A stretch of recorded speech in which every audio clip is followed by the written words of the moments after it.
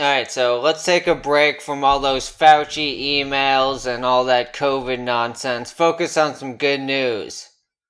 Balkanization! Today we have this article from the Washington Times talking about Texas Governor Greg Abbot and his plans to erect his own barriers along the southern border, with plans to use state laws to jail immigrants illegally crossing that border. So let's get into this. Starting out with their headline, Texas will build its own border barriers, Governor says. We have to step up and do more. So, using the 6 shape, we'll start with the 5 sheet. The way I paraphrase the thesis of this article. Governor Abbott said his state will build barriers to prevent illegal entry and jail illegal immigrants on state charges.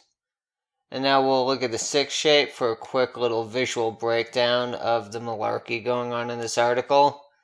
Really, not too much. You can see pretty minimal coverage of that red zone. Relevancy, this isn't top national news to everyone. This is kind of more of a niche article, something that's going to appeal much more to the right than it is to the left. Still, it is of national importance, but it is somewhat of a siloed news article. That's why I gave it 1 notch there. And unknowability. How well will these barriers work? How well will this law stand up to legal scrutiny, especially federal preemption, etc.? There's a couple of unanswered questions here, but at the same time, this article isn't making that case. The governor is making that case. So it didn't get a high rating on unknowability for that reason. All told, though, not a very emotional piece, mostly just laying out the facts. Not a lot of source anonymity. It, really just stated where all their information came from. Clearly written article, and not a lot of opinion in it. Alright. So, moving into the 5 sheet itself, the basic tool that lets everyday citizens cut through the fake news at their own using their own power without going through any kind of gatekeepers. Even at the level of YouTube pundits, you don't even need to do that. You can download your own 5 sheet and look at these articles. So, this one here, we have the title. Paraphrasing it, didn't change it much because it's a fact-based title. Changed it a little bit. The known bias of Washington Times, it definitely leans right. I don't know the outlet well enough to give it that much more of a specific bias rating, especially as it relates to this subject matter. And then we already talked about the thesis. So the evidence supporting that thesis is pretty straightforward. The governor told Breitbart, Texas, that he'll put up that physical barrier, so that will deter them, like, building a wall or something similar to it. And that will also provide a legal basis to arrest people.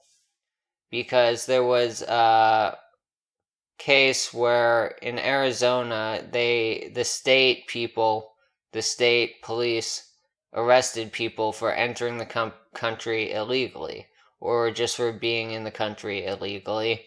And that went to the Supreme Court, and it was found that the state police did not have jurisdiction to make those immigration arrests.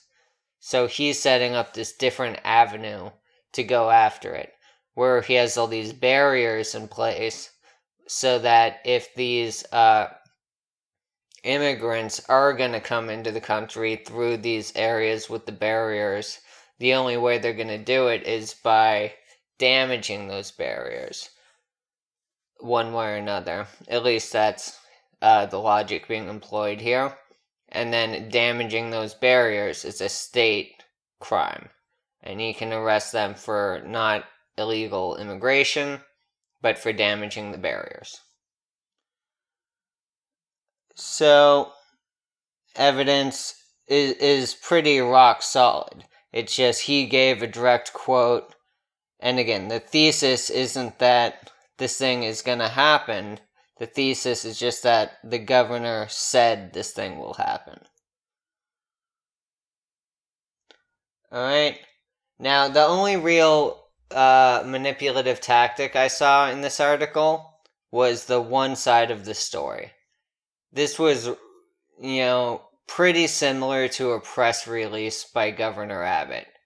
They just laid out his position. They laid out some quotes by him. Now, what they didn't do was a lot of just independent stating like, well, the governor is correct because of this and that statistic. They didn't buttress his argument in this or that way. But they only said his side of the story. They didn't have anyone else come in and say it's immoral that he's doing this, or that his laws are illegal under federal preemption, or they're unconstitutional for this or that reason. So they really didn't have any counter argument there. It was just laying out the one side of the story. Alright, what does this mean in the big picture? Like I was saying, it was part of this balkanization, where as the country becomes more polarized, people are having a harder time living under the same laws. So, different specific localities are setting up rules that specific groups of people are comfortable living under. So, this is Texas doing right by Texas citizens, even if it flies in the face of federal law. This is another example of that. We've been seeing a trend towards that for a while. It started from a constitutional basis. What gives states the legal right to do this was the sanctuary city laws, where states and cities said they are not going to comply with federal immigration mandates. They're not going to hand over illegal immigrants to the federal authorities. And then that, which is a violation, it's those cities violating federal law. And that went all the way up to the Supreme Court, but it was found that they were able to do that. So, that set a precedent where states and local jurisdictions are able to ignore at least certain types of federal laws, federal regulations. So that's what he's doing here.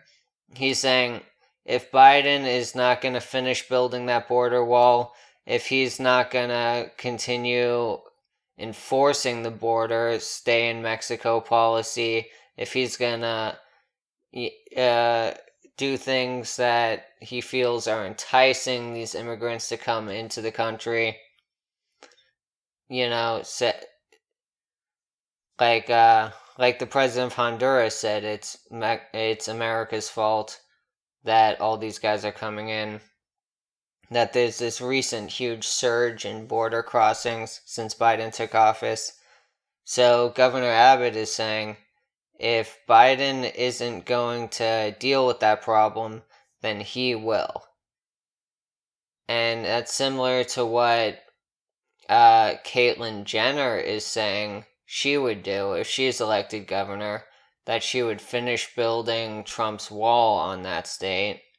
Because California definitely is majority Democratic, but there are some parts of that state that are Republican, and there's some parts, especially way down south along the border, that have an issue with the unchecked immigration. So it's interesting to see these moves specifically on the border policy, because the balkanization trend has been going for a while, and this feels like a place where it can really pick up more steam, because the communities that are living directly on the border are the communities that are really facing those consequences. They know what it's like to be, seeing coyotes come across all the time, seeing how that impacts their lives in terms of crime and and just the humanitarian costs on the people actually crossing the border. So if those communities want to put a stop to it, it looks like some of them are moving in the direction of taking that power into their own hands. Because a lot of this discussion is being done at the national level. Like, oh, what, build a wall? Well, ever heard of a ladder? Well, it looks like the people who actually are living that reality think that physical deterrents have an effect of some kind. Or another response is, oh, you want to stop illegal immigration? Well, you gotta stop it at its source. How about some foreign aid to those countries? Like, well, we've been given foreign aid for a while. When do you expect to see a turnaround on that? When do we think that's actually gonna slow the surge here? So we'll see if this trend continues, but it could be a lightning rod for this balkanization process, where people have been talking about how the country is going to deal with this massive polarization that that's been engulfing us. And it might be people move to communities that are more like-minded, and those communities set up rules and regulations that are more amenable to those like-minded people. So we'll see, and this feels like a step in that direction. Alright, thanks a lot. If you want to try this out, remember 5sheet.com, entirely free, instructions on how to do it, no need to sign up, no need to pay a fee. Get on it. See you next time.